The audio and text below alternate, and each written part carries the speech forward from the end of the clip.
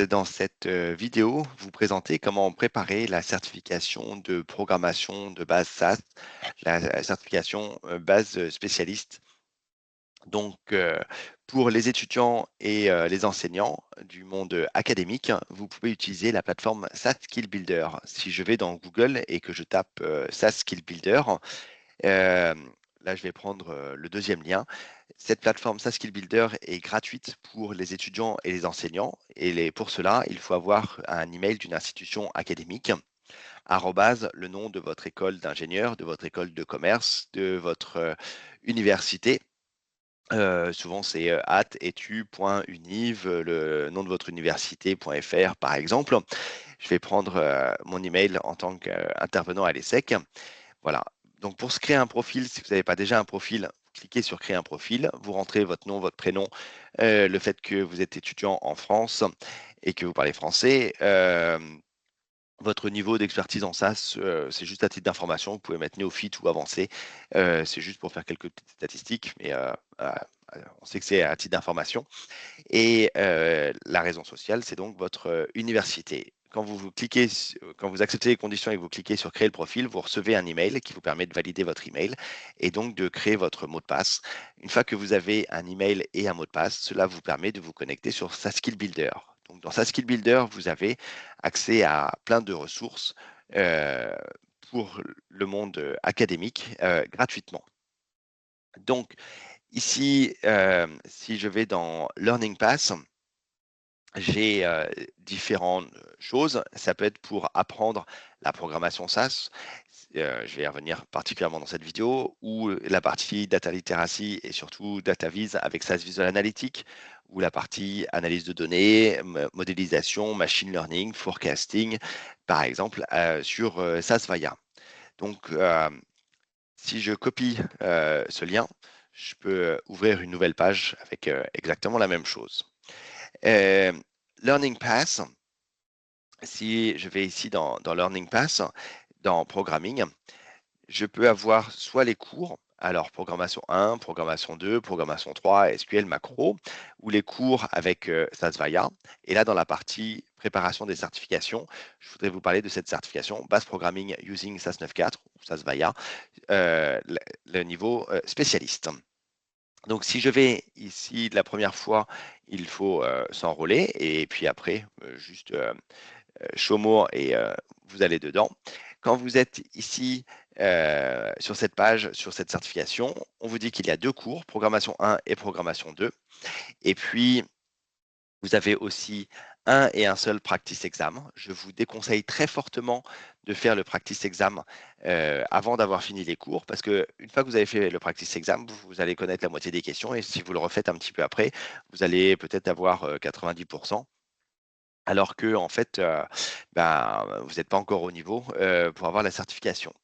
Pour la certification, si dans Google, je tape SAS certification, voilà, pour arriver donc sur la page des certifications. Ici, je vous parle de la certification base programming. Donc, euh, programmation, ici, spécialiste de la programmation de base. Et sur cette page-là, vous avez donc les éléments de l'examen. Il y a une petite partie sur accéder et créer des structures de données, gérer les erreurs, faire des petits rapports et analyser les résultats. L'examen, donc, vous avez 135 minutes pour passer cet examen avec 40-45 sections, questions. Quelques questions à choix multiples ou des réponses courtes. Des réponses courtes, il faut taper un mot, il faut taper la réponse. Pour cet examen-là, vous avez d'un côté un bureau distant où il va falloir programmer pour répondre aux questions et de l'autre côté, les questions. Euh, En tant qu'étudiant, vous pouvez avoir 50% sur le coût de cet examen. Dans SAS Skill Builder, tout est gratuit, sauf le passage de l'examen, parce que là, c'est un établissement indépendant, Certmetrics Pearson VUE. Euh, voilà. Passer un examen, c'est pas dire que euh, vous programmez à peu près, c'est être capable, quand vous voyez un programme, avant même de l'exécuter, de savoir quelle va être la sortie de ce programme. Quand vous voyez une sortie, eh bien, quelque part, vous savez quasiment quel est le programme qu'il y a derrière. Il faut bien comprendre comment ça se passe. Passer un examen de certification, le diable se cache dans les détails. Il faut être précis, il faut être rigoureux, il faut faire attention. Faut pas y aller trop vite. Dans SaaS Skill Builder, vous avez aussi accès ici avec ce lien à quelques questions pour voir un petit peu à quoi ça ressemble. Si vous finissez le cours programmation 1, vous aurez le badge vert, comme quoi vous avez fini le cours programmation 1, idem pour programmation 2. Si vous réussissez l'examen de certification, à ce moment-là, vous aurez ce badge bleu qui dit que vous avez passé l'examen de certification. Mais déjà, vous pouvez faire plein de e-learning et avoir plein de badges gratuitement qui permettent de dire que vous avez suivi beaucoup de cours sur SaaS. Pour vous enregistrer, vous pouvez vous enregistrer pour passer l'examen, soit dans un centre, Pearson, soit dans les centres, SAS ou sinon à la maison. À la maison, il faut avoir un PC Windows, récent, muni d'une caméra. Il faut faire un test pour voir que tout fonctionne d'un point de vue technique. Pendant l'examen, quelqu'un vous surveille. Il vous demandera au départ de prendre votre ordinateur et de faire un 360 sur la pièce pour voir que la porte est fermée, pour vérifier que la fenêtre est fermée, qu'il n'y a pas de bruit, qu'il n'y a rien sur la table, sous la table, au-dessus, que vous êtes bien tout seul dans une pièce. Et puis pendant tout l'examen, il vous regarde. Si vous mettez la main devant la bouche, il va vous demander d'enlever cette main parce qu'il veut toujours voir vos lèvres. S'il entend des bruits bizarres, il va vous demander qu'est-ce qui se passe. Ça, c'est l'examen, mais ça permet de le passer n'importe où. Il faut avoir une bonne connexion Internet. Pour préparer ces examens, la première chose, eh bien, c'est d'apprendre. Si je prends le cours programmation 1, eh bien, dans ce cours, donc la première fois, il faut s'enrôler et après, vous avez donc plein de vidéos qui vous expliquent comment vous allez pouvoir préparer cette certification.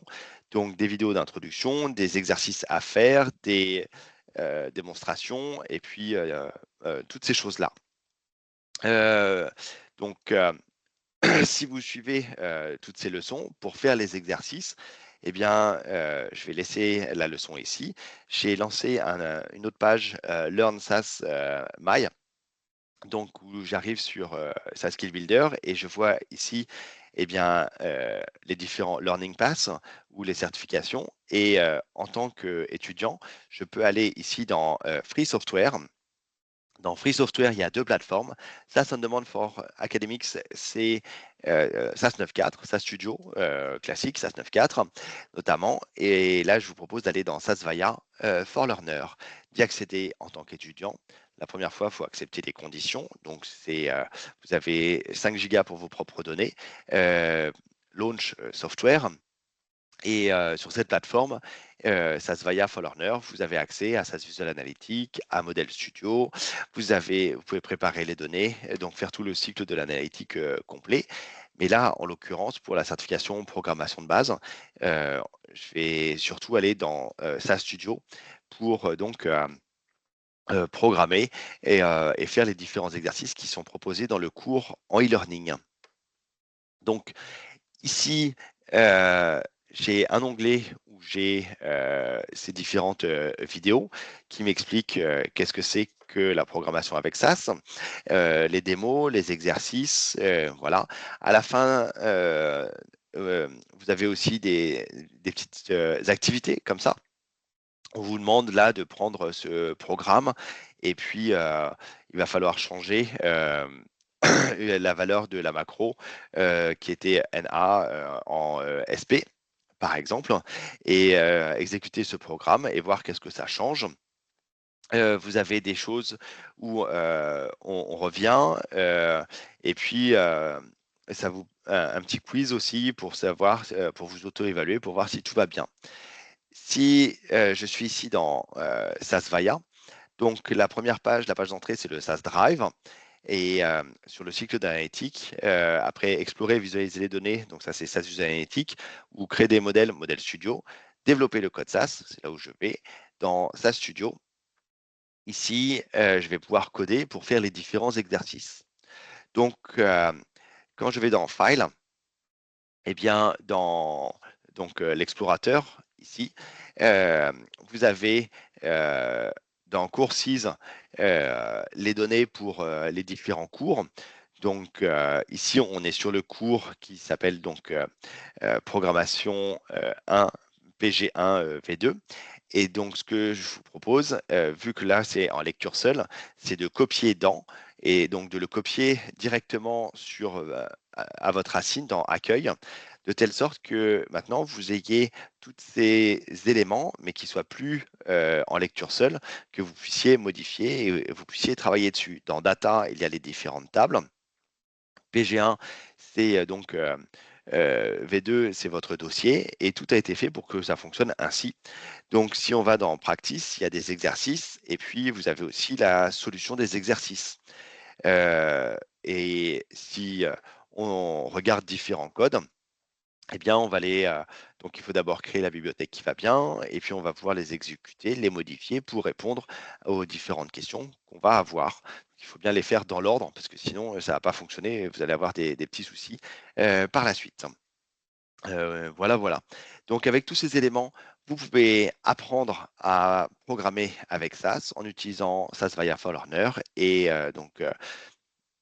cette plateforme SAS Skill Builder pour préparer gratuitement votre certification. Si la plateforme est gratuite, par contre, votre temps, ça c'est un petit peu plus compliqué. Il faut être persévérant sur cette certification programmation de base Associate. Il faut vraiment être rigoureux et il faut compter une bonne trentaine d'heures pour bien préparer correctement cet examen. Merci pour votre attention.